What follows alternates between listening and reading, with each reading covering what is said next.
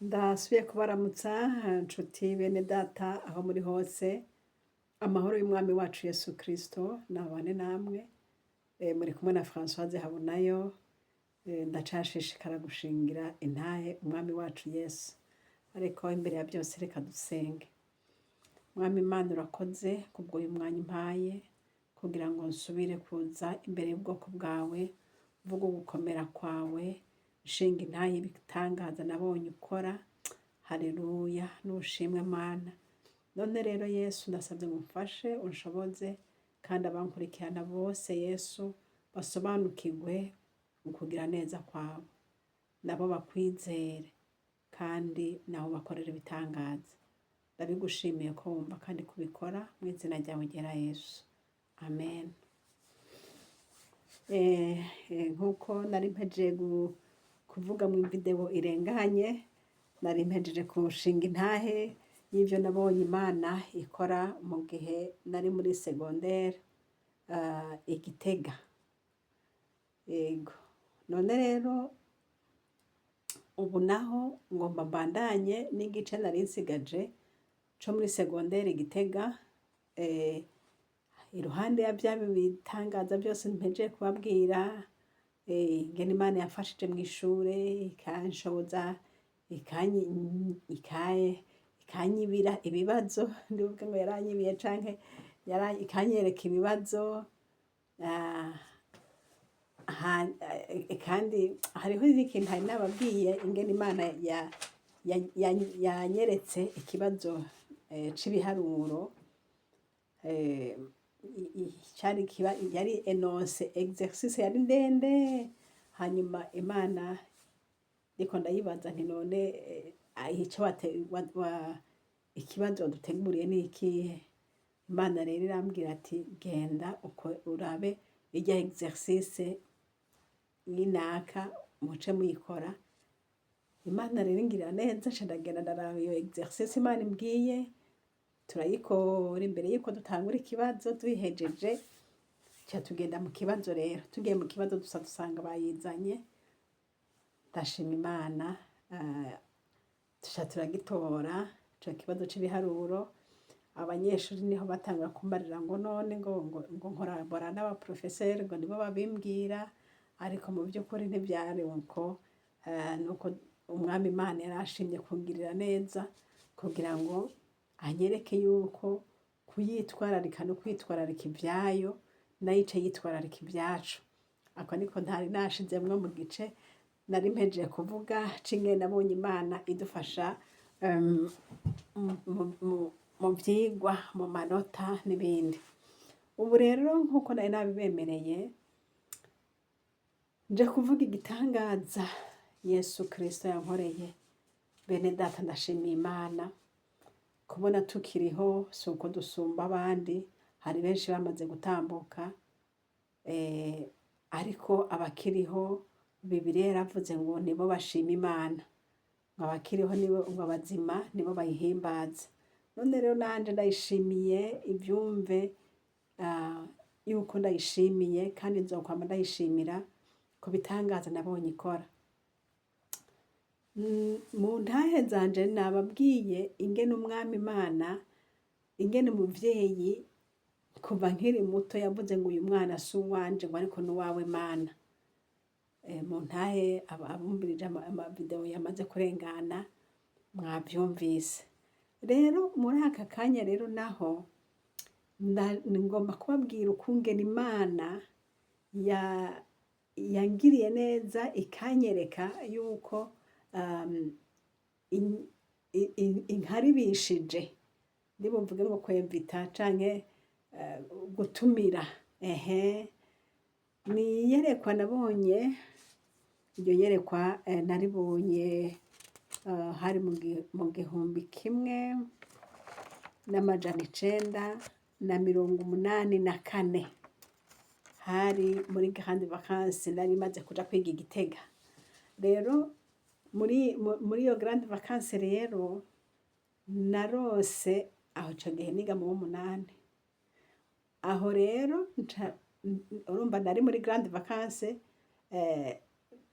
kugira ngo tuzogende mu w'icenda. Ego rero muri ico gihe rero nca ndota mbona iyo nzozi nayigiriye muhira turi mu buruhuko, ndota mbona abantu ngo bariko bararirimba, abantu bariko bararirimba cane, nabona ngo bariko bararirimbira harya ku rusengero rw'Ikiremba. Hanyuma bariko bararirimba cane banezerewe, mbona abantu yari groupe y'abagabo banezerewe bafise ubwiza nyene bw'igitangaza. Hanyuma ngo tukaba twari kumwe n'umukobwa twakundana, twari twarakoranye mu bikorwa vy'Imana kuri primaire rero, uretse gusa ko je nari nagiye muri secondaire wewe agasigara muri primaire, ariko mu gihe ca vacances urumva ko twaba turi kumwe muhira. Uwo mukobwa rero yitwa Manirabona, narabimubabariye, umupapa wiwe yitwa Rutega. Niho rero Imana yanyereka muri izo nzozi, mbona ngo twe na Noadia rero tugomba gusanga bari ya groupe y'abagabo nabona bariko bararirimba bari mu bwiza butangaje, bari Ikiremba. Natwe ngo twe tugeze hajya hafi y'Ikiremba, nkaho omega twagomba kwegera urusengero, kuko abo bantu nababona baririmba nkaho omega bari hejuru y'urusengero, ndababona nyene basa nk'abari hejuru y'urusengero, nkabona banezerewe cane. Hanyuma nza mbona umuntu aje nkaho aje kudutangira, avuga ati oya mwebwe banze musubire muhira mubaze musabe uruhusha abavyeyi banyu, hanyuma nibabemerera muce muza mubabwire, hanyuma muce muza. Niho rero twasubira inyuma, Noadia rero acahura na papa wiwe hafi, abahazi Ikiremba barahaze, uva Ikiremba aho Noadia yaba hari hafi y'Ikiremba gusumba uko jewe narabandanya ngenda. Rero papa wa Noadia aca aramubarira ati badutumiye tugomba kugenda, hariho abantu bariko bararirimbira hariya, none natwe tugomba kuja kunezeranwa nabo. Papa wa Noadia rero bishoboka ko yamwemereye, sinzi, canke ngira ngo kwari ukupfa kubabwira nyene, sinzi ko babanza kukwemera nuko bakwangira, ariko bari batubwiye ngo genda mubanze mubwire abavyeyi banyu. Niho rero Noadia abonye yuko jewe mbandanye kuja kubaza abavyeyi banje, nawe agira agende kuhojwanya canke gusanga abo bantu bariko bararirimba, yambwiye ijambo ngo ndagiye nawe uzonsangayo. Rero ntisawa, dusezerana mbwiye uko ngo ndagiye nawe uzonsangayo. Jewe rero nca ndabandanya gushika aho nashikiye nanje umuvyeyi wanje, ndamubwira ariko nca nikangura atarambwira ngo yego canke oya. Izo nzozi urumva ko nari muri vacances, ndiyumvira ico zisobanura ndabura, ndabura pe. Niho rero vacances zose zirahera, turasubira kw'ishuri. Dusuye kw'ishure, urumva ko twari tugiye kwiga trimestre ya mbere, turiga, urumva mu kw'icenda, mu kw'icumi, mu kw'icumi na rimwe turiga, hacagera rero mu kw'icumi na kabiri aho tuza muri vacances za Noel. Rero buca tuja muri vacances, nca ngira inzozi. Iyo nzozi rero yaranteye ubwoba, kuko mbona umubiri wanje ndyamye muri toilette hasi, hanyuma mbona twa dukoko two muri toilette turiko turangendagenda ko ku mubiri. Nikanguye ndavuga Mana yanje we, ibi bintu ndose n'ibiki Mana, ibi bintu ndose n'ibiki. Hanyuma umukobwa twakundana aca arambwira ati yo, ati mbega urabizi, ati urayirosa, ati warose upfa. Narose mpfa, ivyo bintu n'ibiki. hanyuma noneho imana icimpa ijambo ryo muri petero wa mbere igice petero wa mbere igice ca mbere no petero wa kabiri igice ca mbere ku murongo wa 14 niwo murongo imana yampaye muri izo nzozi. Ndavuga ni imana yanje, ndagenda ndawusomye nca mbona handitse ngo kuko nzi yuko igihe co kwambugwa umubiri wanje kiza kuza gitebutse nk'uko umwami wacu Yesu Kristo yamenyesheje. Ndasubiramwo ngo kuko nzi yuko igihe co kwambugwa umubiri wanje kiza kuza gitebutse nk'uko umwami wacu Yesu Kristo yamenyesheje. Mbonye uwo murongo nkamenya n'uwo mwana yansobanuriye, nk'uwo munyeshuri yansobanuriye ati yo warayirose upfa. Noneho iyo murongo wowo uca unsobanurira za nzozi nari narose muri grande vacances, mu buruhuko bunini, mu kiruhuko kinini c'abanyeshuri. Kuko sinari naramenye ico zisobanura, ariko uyu murongo burabinsobanura. Nca ndavuga nti Imana, uyu murongo uvuga gute? Imana icirambwira ati none sinari nabikubwiye, ntiwabimbariye ryari?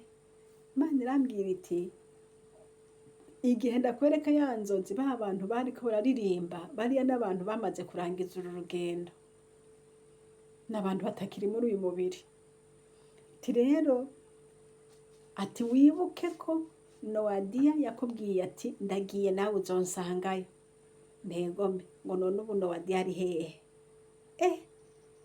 Nca mpindukiza ubwenge, kuko nari namusize muri primaire acigayo.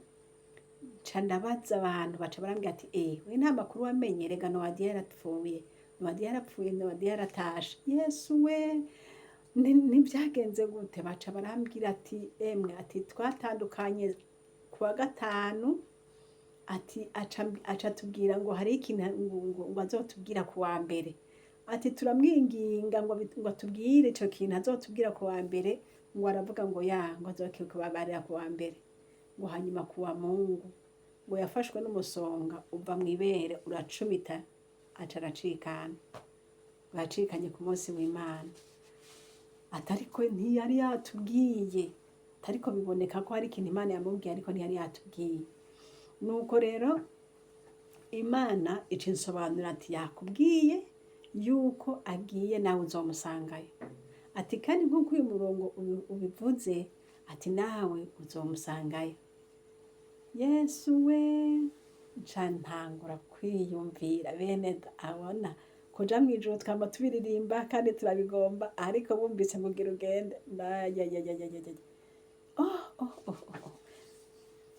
Nca uwo mwanya rero buca tugenda muri vacances, murumva ko bwaca tugenda muri vacances za Noel. Imana imaze kubisobanurira byose gutyo, camya nti koko Imana yamara amaje, kandi nk'uko yabivuze nuko. Ariko Nowadiya yagiye, urumva nyene nanje bishoboka ko, kandi nuko nyene nk'uko umurongo uvuze ngo kuko nzi ko igihe co kwambugwa uyu mubiri wanje kiza kuza gitebutse ngo nk'uko umwami wacu Yesu Kristo yabimenyesheje. Nca ndasenga Imana, sinayisabye ngo inyongere kongera kubaho, oya, nayisabye ibintu bitatu. Ndayivuga nti Mana yo mw'ijuru, urabona je niga Gitega, kandi Gitega ni kure y'imuhira iwacu. Nti none rero ico ngusavye unyemerere umve iri sengesho ryanje. Nti ndabigusavye igihe uzogomba kuntahana, uzontahane ndi ozamviho yo muhira, ndi hafi yo muhira, kugira ngo ntibazorinde bagira urugendo rungana uku kose baje gufoba umwana wabo. Untabare, uzobapfunyiriza urugendo, bizobe ndi hafi yo muhira. Nico ni kimwe. Nica kabiri ga Mana, uzomfashe, uzompamagara igihe nzoba niteguye neza, ata kantu na kamwe gasigaye ko mbuza gutaha iwawe mw'ijuru. Ico ni ca kabiri. Ndavuga ni kandi ca gatatu gamana, urababona abanyeshuri twahorana dusengana dukundana bazorira bazobabara cane kuko batazomenya by'ukuri ko dutandukanye ngiye mw'ijuru. None ndagusavye uzome kubasezera ndababwire ntibazohagarika umutima cane, ariko baze bizere ko tuzosubira kubonana. Ivyo ndabisaba Imana. Ico cabaye ica gatatu, ngo Imana izompe kubasezera kugira ngo igihe nzogenda ntibaze bababare cane nk'abatagira ivyizigiro, baze bumve ko bahumurijwe. Ivyo mba ndabisavye Imana. Hanyuma tuca turasezerana nabo abanyeshuri kuko bwaca bagenda muri vacances, turasezerana. Murabibona nyene abantu bagiye muri vacances, ariko jewe nkagenda ntazi ko nzogaruka, nkavuga ntumve rero Imana izobahezagire, muzobane n'Imana, umuntu wese aze guma yiyeza ahari hose. Murabibona, ariko sindabidudurireko, ariko nkagomba kubumbisha ko ntivyashika ntidusubire kubonana, ni igihugu cacu ciza c'abantu bose aho bazohurira ni mw'ijuru abizeye Imana. Batangura kugira ubwoba, bamwe bati sinzi ico Imana yamubwiye, abandi bati oya ahubwo ngira ngo bazomuhindurira ishuri azoja kwiga ahandi, nico gituma ngira ntazogaruka. Urumva bakiyumvira vyinshi, umwe wese yiyumvira uko avyumvira, mugabo abandi bakumva yuko umenga hariho akantu ntibavyumve. Ariko tutodusezerana uko, ariko ntabaduduriye ngo bigiye kumera uku nuku, oya. Ariko ndababwira ko bishoboka ko tutosubira kubonana, ariko abakijijwe ihuriro ryabo ni mw'ijuru. Ca turasezerana, ca ndagenda nabo baragenda. Okay, ca turagenda rero muri vacances za Noel na Bonane, aho ni muri 84. Rero bene data, burya nasanze urupfu ruratinyitse muri vacances. Numva igihu nakivuze ntiyo ntehe vya bindi, nkumva ikintu cose, urumva nagumana akantu kose gakubise ukamenga nyene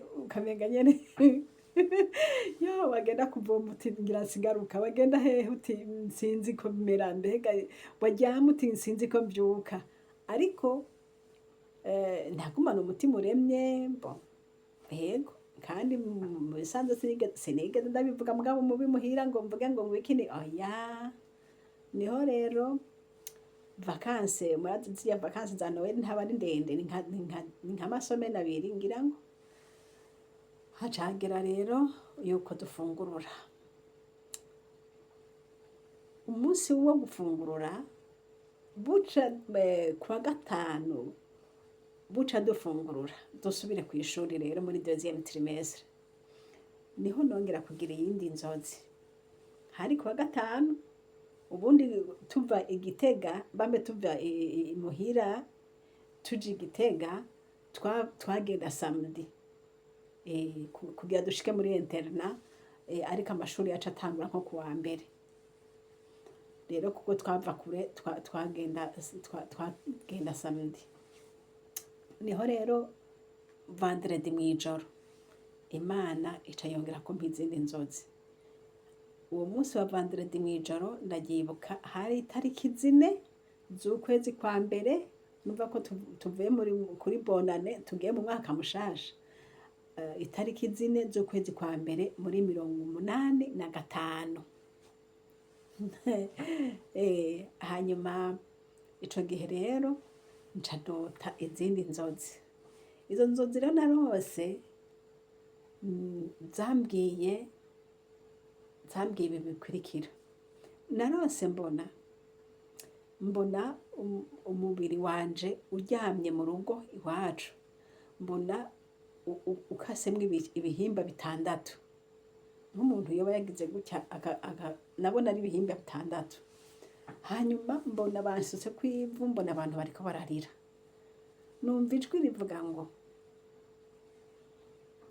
eh, ngo ibyo ubonye bizoba hirya y'ejo lundi le 7 janvier 85. Iryo jwi ryambwiye ko nyene ngo ivyo ubonye bizoba hirya y'ejo lundi. Aca arambwira ati ariko rero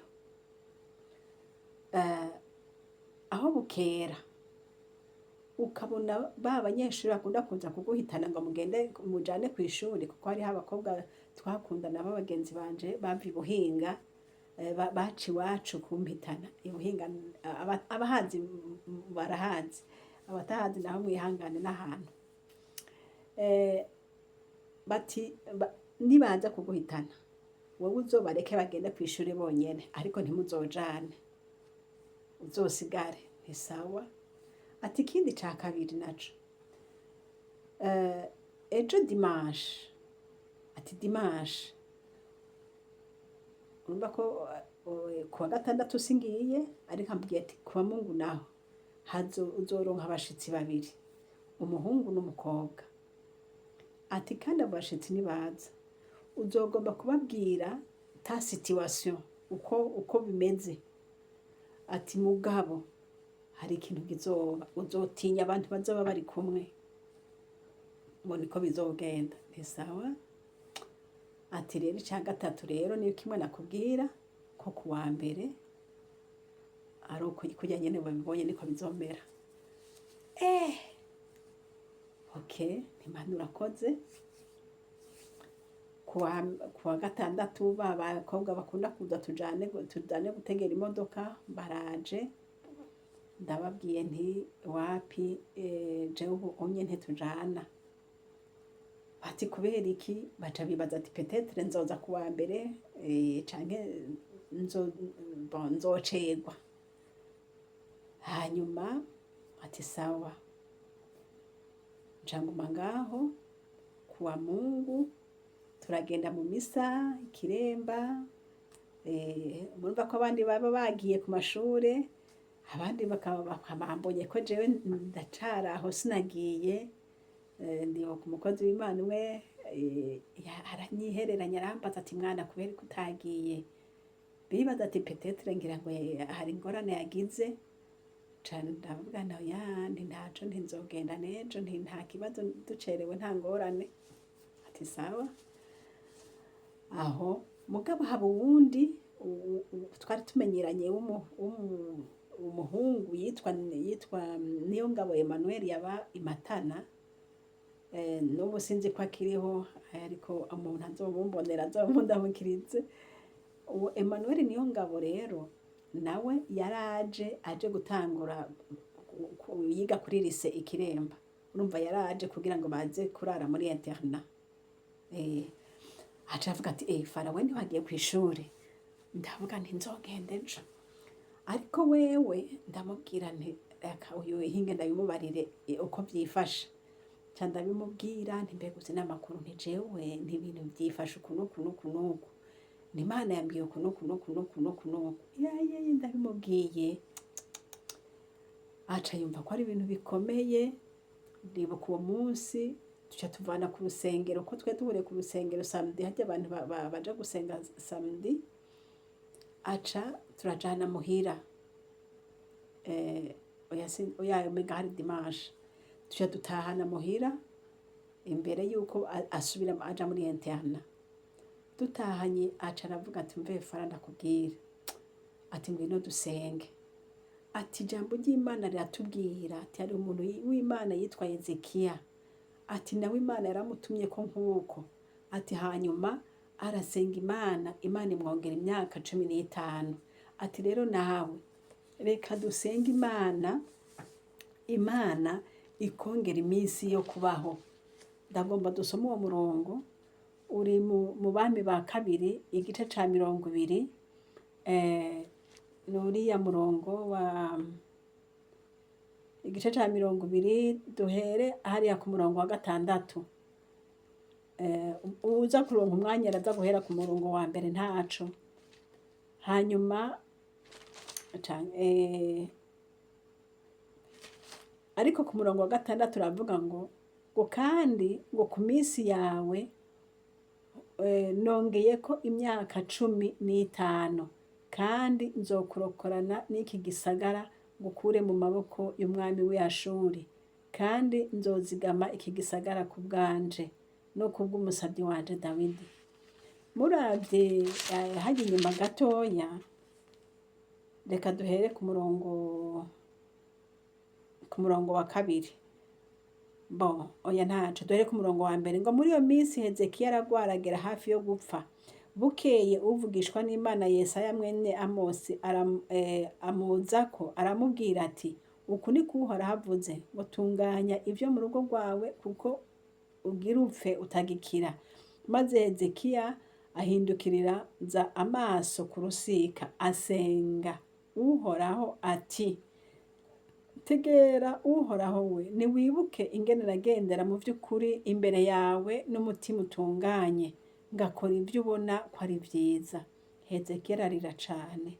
Ariko Yesaya atararengana ngo ave mu nyubakwa, ijambo ry'Uhoraho rimuzako riti, subira inyuma ubarire Hezekiya segaba w'abantu banje uti, uku ni ko Uhoraho Imana ya sogokuruza Dawidi avuze, numvise ugusenga kwawe, nabonye n'amosozi yawe.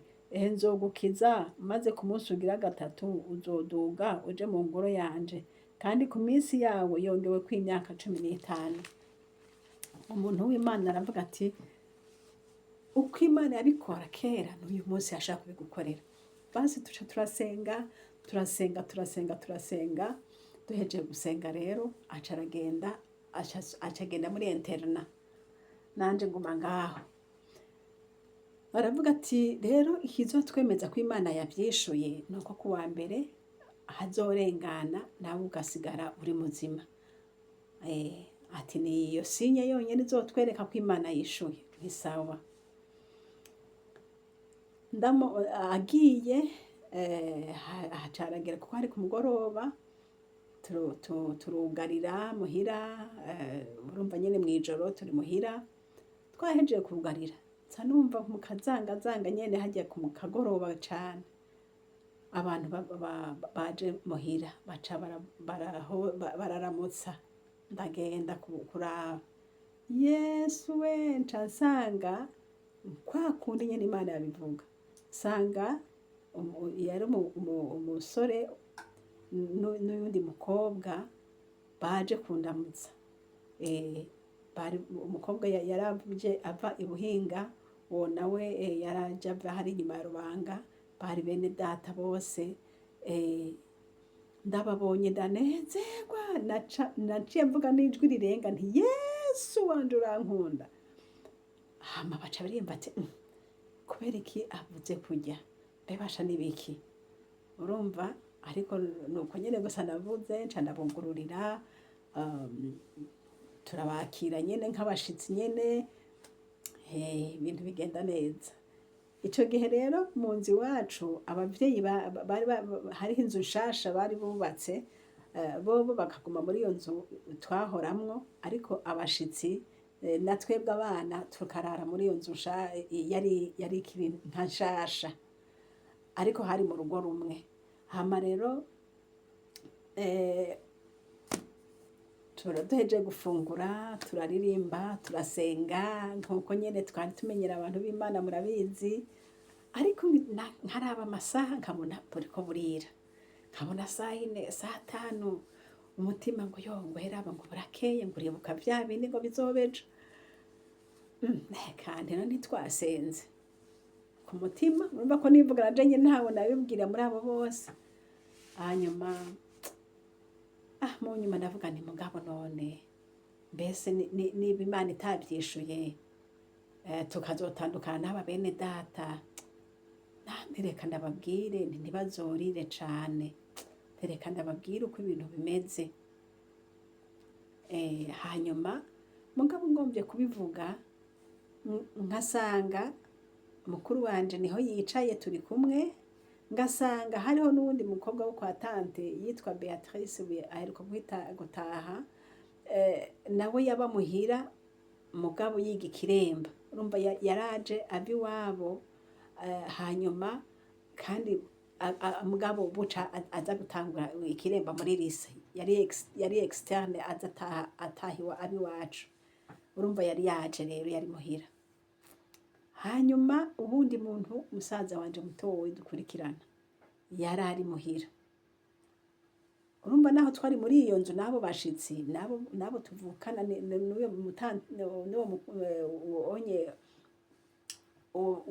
mwene wacu yari ari muhira hama nkagomba kubibabwira mugabo ngatinya nti aba bo mu nzu iwacu nibavyumva bahava babibwira ba mama kandi bace bavuza induru ibintu bice biba nabi nkabigira amajanja ngahora nkagomba kubivuga ngahora none ubwenge bukangarukana ngo ariko ngo wiyumvire ngo Imana yakubwiye ngo abantu baraza kuguhitana mugende kw'ishure ntuzijane nabo ngo none baje hera abo basigaye tera ikindi ca kabiri Imana yakubwiye ko haza umuhungu n'umukobwa baza kukuramutsa ngo none ngabo bari ngaha ngo kandi uza kubashaka kubabwira ngo hari ngo uza gushaka kubabwira ta situation ngo ari kuza gutinya abantu bazaba bari kumwe ngo none si ibinyene ngo ntubona kuri kuratinya kubivuga kubera Beatrice yicaye ngaha kubera na musaza wawe ari ngaha kubera na mukuru wawe ari ngaha ati none ntubona ati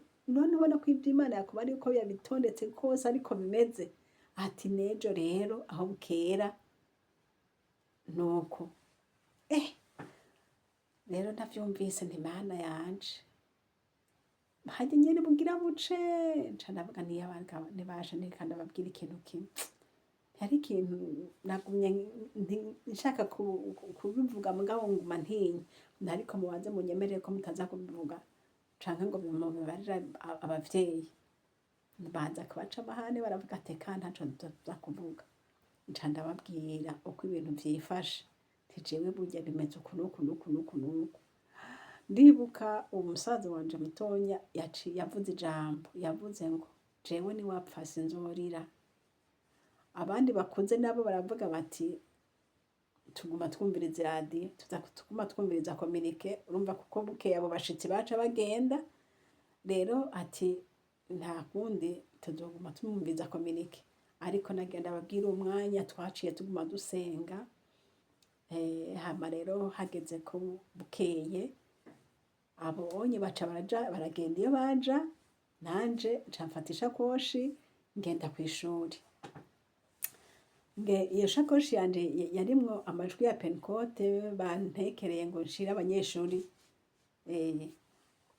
nanje ku mutima ko ntazi ko nshikayo urumva narakekeranye navuga nti birashoboka ngashikayo canke naho sinshikeyo ariko ico ndikoze turi mu modoka rero naca mfata imodoka ije Bujumbura kubera otrako yaba yagiye urumva rero otrako yagusize samedi urumva wacu ufata inzira ije Bujumbura kugira ngo uzoje Gitega rero nca mfata inzira ije Bujumbura turi mu muduga rero niho niyumviye nti none ko ntaze ko Imana yishuye none nkora iki umundi mutima ngo none aba bantu mwicaranye ntiwopfa mubabwira ubutumwa niyo iyi modoka yatembagara bagapfa bihanye kandi nivyo ariko gamana uko nari umwana ugutinya sinari mfise namba sinatinya nca ndahumiriza nkagenda aririmba mu muduga yes aragukunda haleluya yes aragukunda haleluya yes aragukunda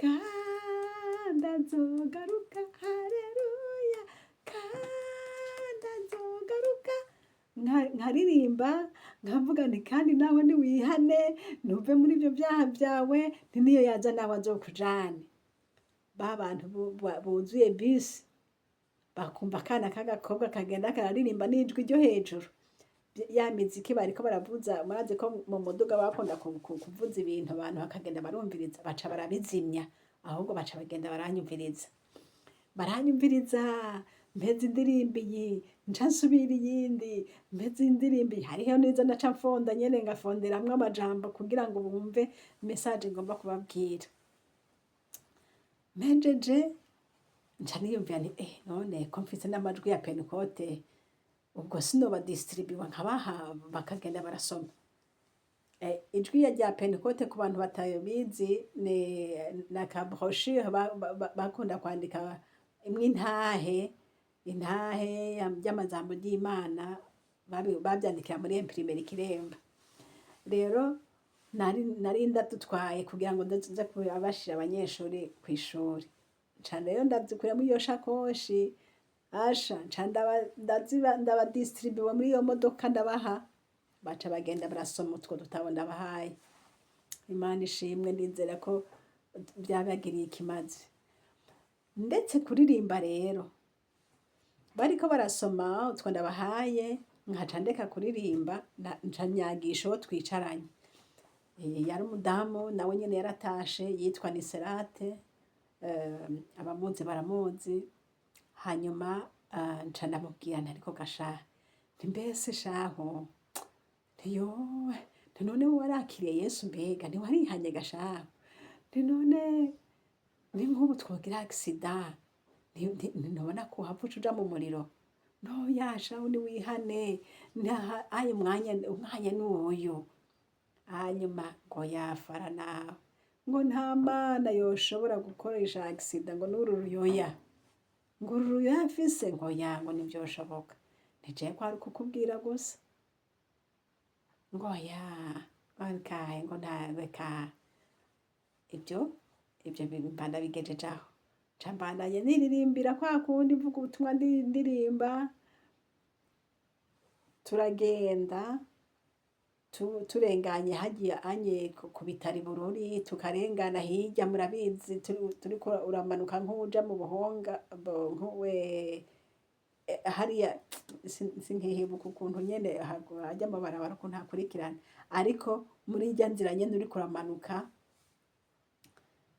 niho numva ijwi rivuga nkaho womenga n'umuntu asemereye cane rica rivuga ngo nagira ndakwereke ngo aha nyene ugeze hitwa Ihonga ngo aha nyene ugeze ngo nagomba ndahashira ikimenyetso ngo iminsi yose uzohaca ngo uzohore wibuka ko ariho uhoraho yagukorereye ibikomeye iryo jwi rimbwira uko nyene nkaho umenga n'umuntu asemera ariko arabimbwira akiriko arabimbwira ya modoka sinamenye ngo isekanye n'igiki canke ngo bigenze gute ariko ico nabonye niroturubye twagize accident Imana yo mwijuru ikora igitangaza ntaco twabaye naba bantu nta numwe yakibaye nuko gusa Imana yari igomba kunyereka ishireho sinye ati vyari ibi haraha ndashimiye Yesu umukunzi wacu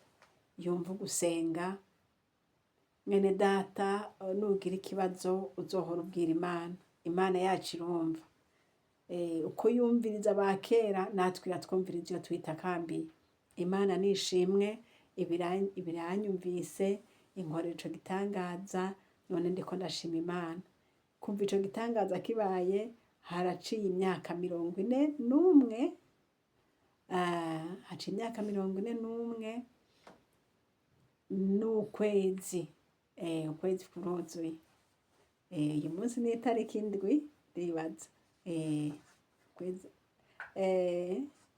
umunsi ni itariki indwi imyaka 41 n'ukwezi kumwe Yesu nahabwa icubahiro yakoze ibihambaye muri iyo myaka 41 murabona ubu ndashaje Yesu yarampaye abana Yesu yarampaye urugo kandi muri iyo myaka Imana ishimwe ku byo yakoze byose ndayishimiye rero ibindi bitangaza Imana yakomeje gukora inyuma y'iyo accident nabonye ibindi bintu bikomeye cane vyiza kuba mu Mana biraryoshe bantu rero bamaze kubona iyo accident ibaye baca batangura kuntinya bumva umenga ntidusubira kubandanya kujana mu muduga, bumva umenga ico bahanga basi nkavayo kubera gutinya. Bavuze ijambo ngo iyo ataba uyu mwana yaje aradusengera twari dupfuye. Uko niko bavuze. Wa wundi twari twicaranye na wa mugore yitwa Nisarate nababwira, aca ababwira ati ahubwo hariho ibyo mutazi. Ati jewe yari yambwiye ko duhava tugira accident. Ati yari yabimbwiye n'ukuri. Noneho bakomeza gutinya. Ariko ndavuga nti muhumure, Yesu yadutabaye, Imana nishimwe. Turagenda ariko twashitse i Bujumbura, emwe atavugisha ubundi ubwoba bwabishe, atari bo babona turashitse ngo dutandukane nanje. Hanyuma Imana irakoze ikora neza, nca ndaduga i Gitega, abanyeshuri dushaka kubonana, turahoberana, turanezerwa, dushima Imana. Imana yabikoze iragahezagirwa, yakoze neza. Ariko Imana yari ikindi kintu gikomeye cyane yankoreye, arico nagomba kuca ndababwira muri video ikurikira. Ikindi kintu yabonye Imana yankoreye maze kongerwa iyo minsi, Imana yaranyandikiye ikete ndarisoma. Imana yaranyandikiye ikete, Imana yaranyumvishije amakasete y'indirimbo zo mw'ijuru. Nagomba nce ndabivuga mu video ikurikira kugira ngo iyi video ntihave iba ndende. Gumana nanje mwumvirize uko Umwami Yesu Kristo agira neza. Iyi shene turiko ni shene Habonayo, kandi nimero za telefone ni +46 768 0065 46. Imana y'ububasha ibahezagire. Mana ndagushimiye cyane ku byo wakoze. Mana ndagushimiye ku byo uzoshishikara gukora. Mana nguhaye icubahiro kuko uri uwo kwizigirwa. Ndagushima ko wanyongeye iminsi, Mwami Yesu Kristo. Ntaco narindi co, hari benshi batashe baruhutse, ariko je washimye ko nongera kubaho kugira ngo ndakuvugire gusa Mwami. None urakoze kuko washoboje kukuvugira n'uyu munsi nkaba nkiriko ndakuvugira. Izina ryawe nirihabwe icubahiro Yesu. Amen.